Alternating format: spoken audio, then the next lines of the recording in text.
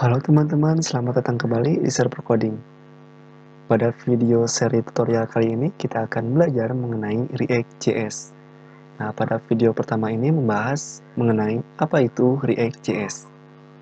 Nah, React.js adalah suatu library JavaScript yang biasa digunakan saat membangun suatu aplikasi website atau aplikasi berbasis web. Jadi, React.js bisa kita anggap seperti perpustakaan yang berisi berbagai kode JavaScript yang sudah tertulis, atau biasa disebut dengan pre-written. Nah, kita tinggal mengambil kode yang ingin kita gunakan, sehingga ini membuat proses coding menjadi lebih efisien. Nah, selanjutnya kita akan kunjungi ini untuk website resmi dari React.js di URL reactjs.org. Nah, di mana di sini terdapat penjelasan yaitu deklaratif, komponen base, dan juga learn one write anywhere.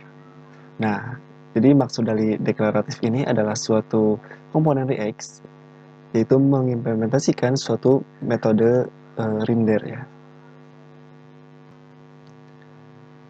Jadi maksudnya dengan React ini kita dapat membuat dengan mudah untuk membuat suatu UI yang interaktif. Lalu rancang tampilan sederhana untuk setiap status dalam suatu aplikasi yang kita buat. Nah, React.js ini akan secara efisien memperbaharui dan merender komponen yang tepat saat data yang kita buat itu berubah. Jadi tampilan deklaratif membuat suatu kode yang kita buat itu lebih dapat diprediksi dan lebih mudah untuk dilakukan debug. Nah, selanjutnya di sini ada komponen base. Jadi maksudnya itu merupakan suatu bangun komponen yang enkapsulasi yang mengelola suatu status tersendiri, lalu menyusun untuk membuat suatu UI yang sangat kompleks. Nah, karena logika komponen ditulis dalam JavaScript, alih-alih template, jadi kita dapat dengan mudah meneruskan data karya melalui aplikasi yang kita buat dari suatu DOM atau dokumen object model. Selanjutnya di sini ada learn once atau sekali belajar lalu menulis di mana saja. Jadi di dalam JavaScript ini kita dapat mengembangkan suatu fitur baru dalam React ya tanpa menuliskan berulang-ulang kode program. Jadi React sendiri dapat merender di dalam server menggunakan node. Nah, jadi kita dapat melakukan rendering menggunakan suatu node ya, Node.js. Dan menjalankan aplikasi seluler menggunakan React Native. Nah, di sini terdapat contoh yaitu simple component. Nah, jadi simple component ini dapat mengimplementasikan metode render yang dapat mengambil data input dan mengembalikan apa yang akan ditampilkan. Nah, jadi contoh penggunaan sintaks seperti XML itu JSX, input dan diteruskan ke dalam komponen dapat diakses dengan menggunakan render. Nah, ini untuk contohnya. Ini ada render ya, di mana kita menggunakan JSX, dan untuk JS sendiri seperti ini. Nah, perbedaannya antara JS dan JSX, jika kita lihat di dalam JS, di dalam return ketika mengembalikan nilai, ini harus menggunakan aturan JavaScript, sedangkan pada JSX, ini kita dapat meletakkan HTML di dalam JavaScript. Nah, di sini terdapat JSX. Jadi adalah suatu opsional yang tidak diperlukan untuk menggunakan React ya. Tapi dengan untuk melihat kode JavaScript yang kita hasilkan dapat kita kompilasi ya menggunakan JSX. Nah, ini untuk hasilnya. Dan selanjutnya di sini terdapat stateful component. Nah, itu digunakan untuk mengambil data input yang diakses melalui this props.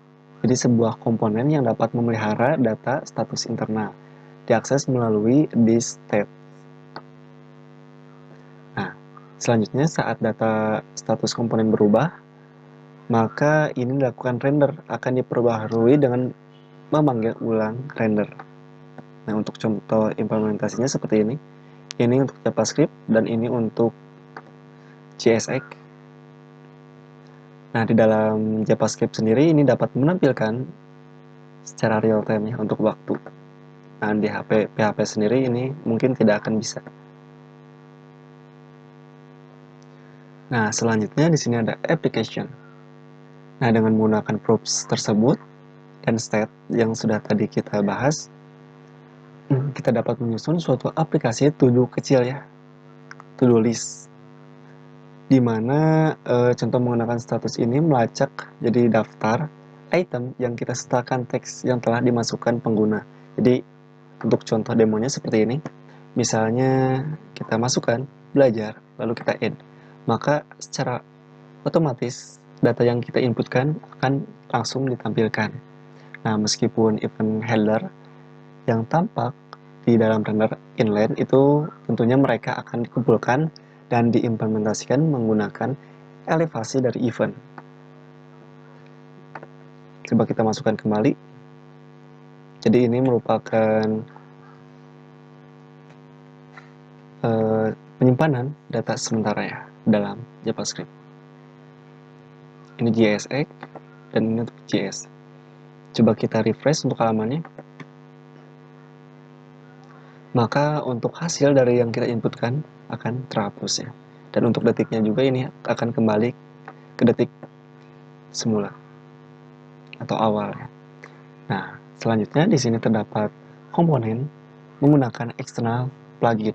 Jadi React ini dapat memungkinkan kita untuk berinteraksi dengan library dan framework yang lainnya. Jadi untuk contohnya kita menggunakan suatu perpustakaan dari Markdown.